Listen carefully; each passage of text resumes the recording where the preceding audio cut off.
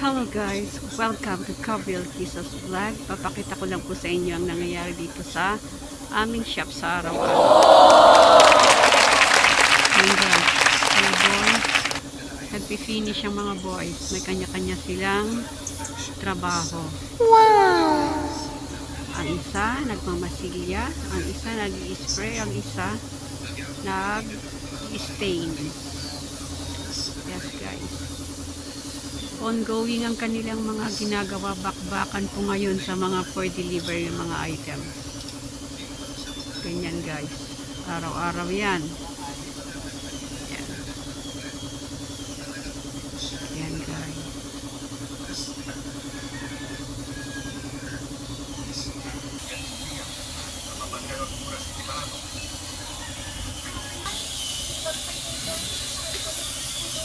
Nilalason guys.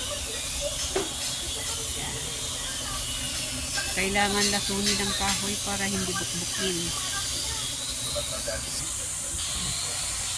Para naman makinis, yan, grinding.